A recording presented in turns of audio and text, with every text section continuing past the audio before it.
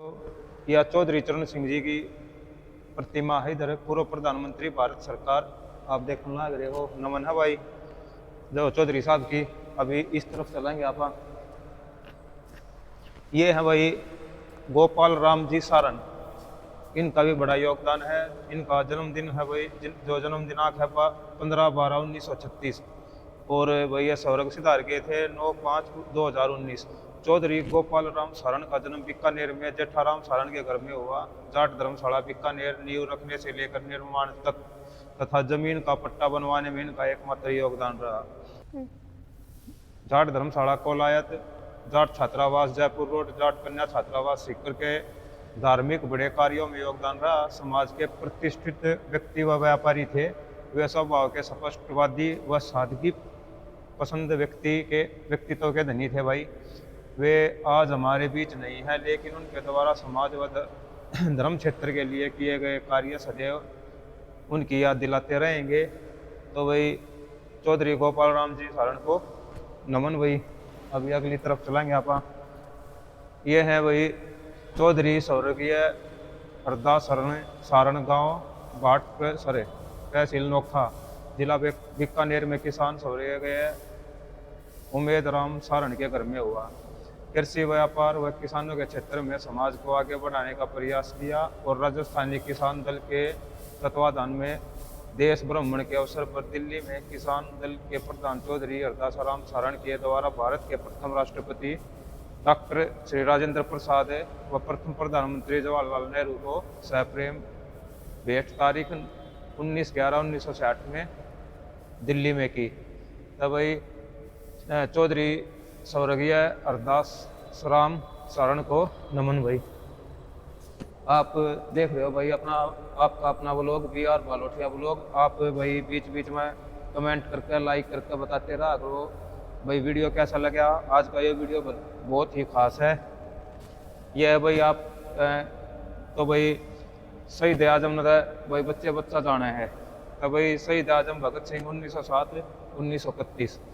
भगत सिंह का जन्म भाई आप सब ने पता है पंजाब के बंगा गांव में जाट सिख परिवार में हुआ था। शिक्षा के दौरान ही उनका झुकाव कम्युनिस्ट विचारधारा की ओर हो गया था और उन्होंने भारत सभा का गठन किया और अपने साथियों के साथ मिलकर भारत को अंग्रेजों से आज़ाद कराने के लिए सशस्त्र संघर्ष करने लगे। असेंबली में बम फेंकने पर भाई पकड़े गए। अत्याचार के खिलाफ 116 दिन का लंबा अनशन भी किया था जेल में। इन्होंने 23 मार्च 1931 को 23 वर्ष की उम्र में वे हंसते हुए भाई फांसी के जो तख्त को उन्होंने चूम लिया और इनकलाब के जिंदाबाद के नारों से सब गुंजा दिया भाई। अभी ये है भाई किसान रतन चौधरी कुंभाराम आर्य जी। ये भी भाई किसी पहचान के मोहताज नहीं है। इनका भी भाई नमन है। इनका भी बहुत योगदान रहा राजस्थान के इतिहास में।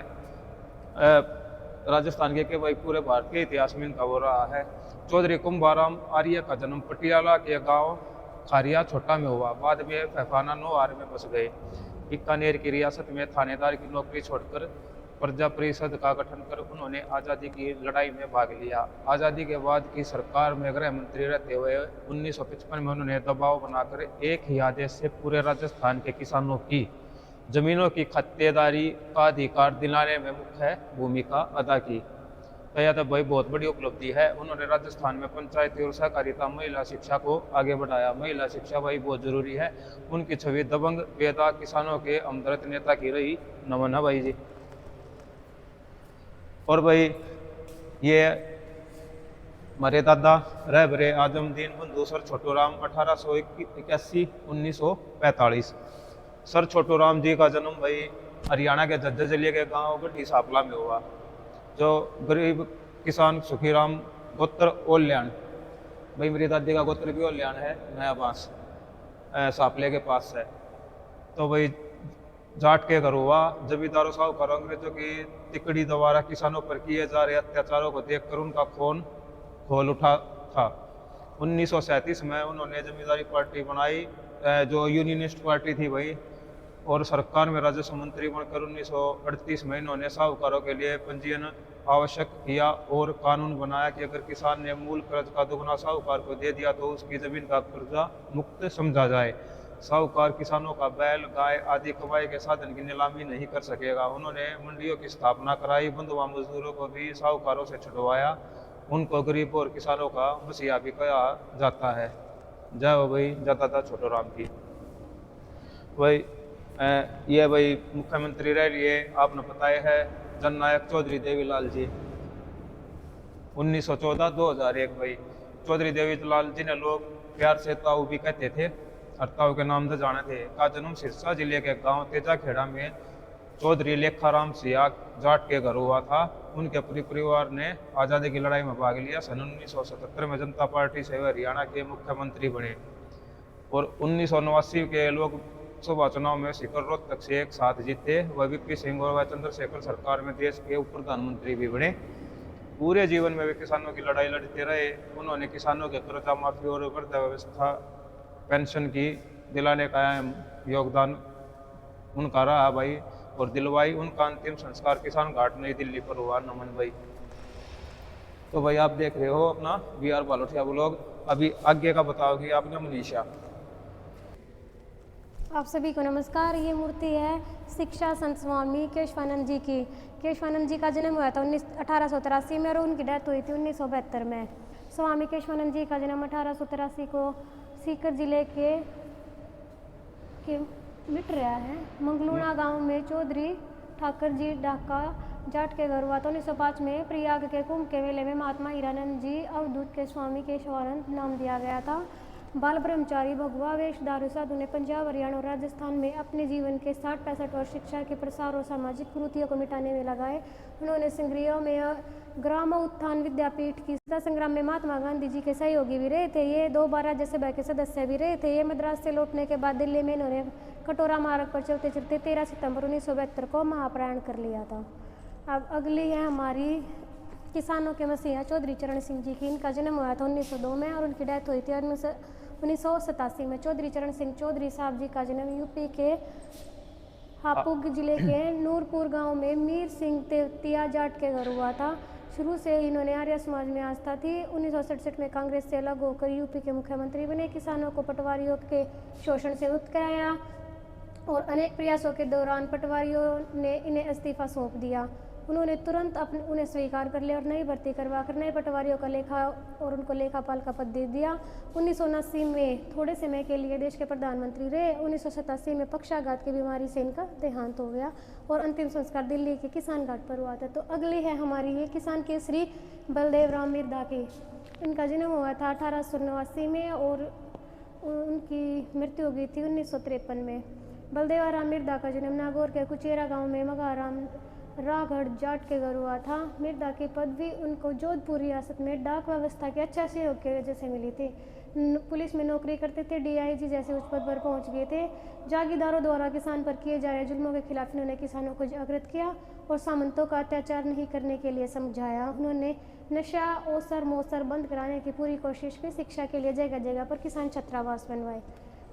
अब अगली मूर्ति है हमारी सत्यवादी वीर तेजाजी महाराज। जन्म हुआ था 1074 में और 1103 में वे गुजर गए थे।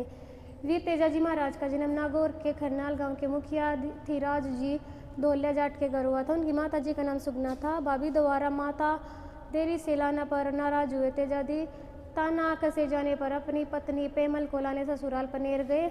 वहाँ लाछा गुजरी की गायों को मीणा डाकुओं द्वारा चुराने पर उनको मारकर गायें वापस लाए। अपने सासू के दिए गए श्राप के कारण नागराज को दिए गए वचन पर कायम रहते नागराज ने अपनी जीभ पर डसवाया और 26 अगस्त 1103 को परलोकवासी हो गए। उनकी पत्नी पेमल बहन राजल सती हो गई।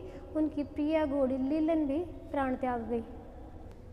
अगली हमारी मूर्ति है महाराज सूरजमल जी की। इनका जन्म हुआ था 1707 में और 1763 में गुजर गए थे। थोड़ा ही टाइम दीजिए ये तो बहुत। महाराज सूरजमल जी का जन्म बदन सिंह के पुत्र के रूप में हुआ था। वे भरतपुर के सिंसीवार गोत्र के जाट थे।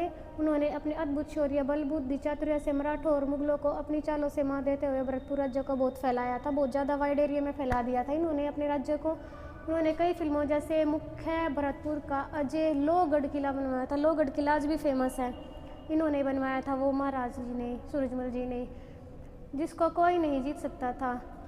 उनके समय भरतपुर की सीमाएं हरियाणा जयपुर उत्तर प्रदेश मध्य प्रदेश तक लगती थी। इतना ज़्यादा वाइड एरिया में इन्होंने अपना वो अपना साम्राज्य फैला रखा था, इसलिए उन्हें प्लूटो ऑफ जाट्स भी कहा जाता है। इनकी 14 रानियाँ थी, 14 मायने रखती हैं 14 रानी। आज के टाइम में रख के दिखाओ कोई अपने एक केगा का है पुराना पाठ था आज के टाइम में था, जिनमें महारानी किशोरी देवी सबसे मुख्य थी, इनकी प्रिय थी महारानी किशोरी देवी। और ये लास्ट बट नॉट लिस्ट ये मूर्ति हमारी समाज सेवा के अद्भुत चौधरी हरजी राम लेगा की 1912 में इनका जन्म हुआ था, 1998 में ये गुजर गए थे। मेरे जन्म के समय 96 में मेरा हुआ था और 98 में ये गुजर गए थे।